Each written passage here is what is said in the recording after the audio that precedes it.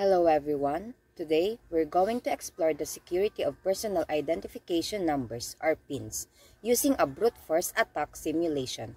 We'll show you how easily shorter PINs can be cracked and how longer PINs provide much stronger protection. Let's dive in. Here's the Python code we'll be using for our simulation. First, let's understand the core concept, a brute force attack. This method tries every possible combination until the correct pin is found. Now, let's walk through the code.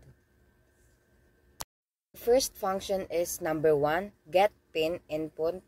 This function prompts the user to enter a pin of a specified length. It uses a while true loop to continuously ask for input until a valid pin is provided. A valid pin must consist only of 9 digits and must have the correct length. If the input is invalid, it prints an error message and asks again. Once a valid pin is entered, the function returns it. Brute force simulation pin function. This function simulates a brute force attack on a given pin. Brute force attack is a method of trying every possible combination until the correct one is found. In this case, it tries every possible pin from 00000 up to the user's entered pin. Start time equals start.time, open and close parentheses. It records the time before the attack simulates starts. Pin length equals length pin. It gets the length of the pin. This is important for padding with zeros. Pin max equals int pin. It converts the user's pin to an integer. This is more efficient for the loop than comparing strings. We look up to and including this number. Range, ito yung pinaka-core ng brute force attack. Ibig sabihin, iniisa-isa niya yung lahat ng possible pins from 0 hanggang dun sa pin na ine-enter ng user. And yung print, trying pin naman, ito naman yung nagpapakita ng pin na tinatry ng brute force. And ginagamit natin yung zfill pin length para siguradong tama yung format, lalo na kapag may leading 0. For example, kapag 5-digit pin, dapat naka-format siya as 00000. 50 hanggang sa user's pin.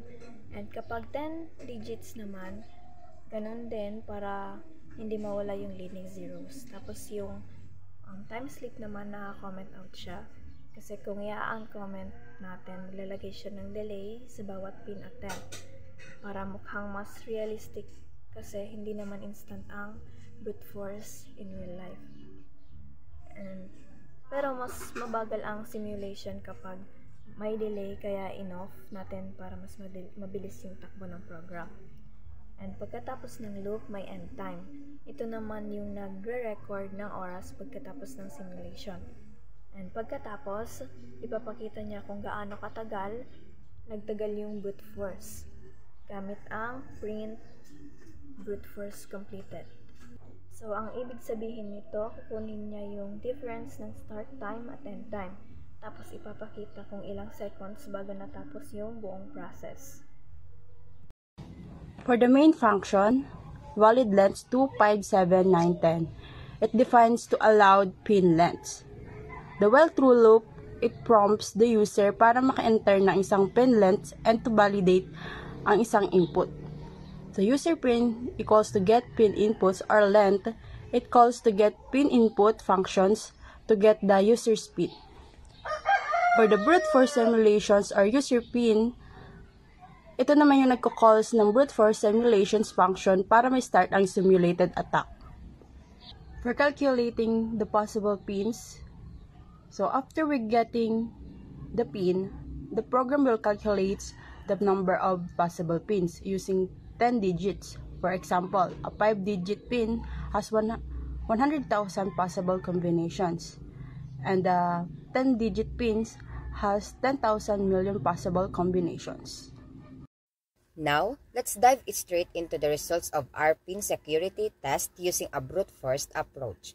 We tested pins of varying lengths and here's what we found. First, a 2-digit pin like 88. With only possible 100 combinations, it's extremely weak. Our simulation showed it could be a crack in milliseconds. Essentially, it offers no real security.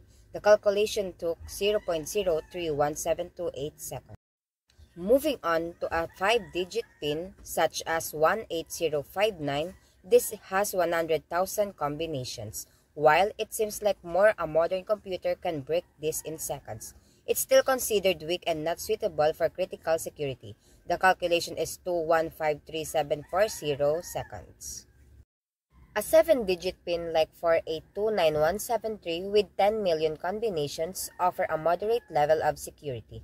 It's between weak and strong. While more difficult to crack, dedicated attackers could still breach it. The calculation took 1054.684613 seconds. Now, for a 9-digit pin like 01013871, we're talking 1 billion combinations. This significantly increases security. Brute force attacks become much more time-consuming, making it far more resistant. The calculation took 1462.337833 seconds.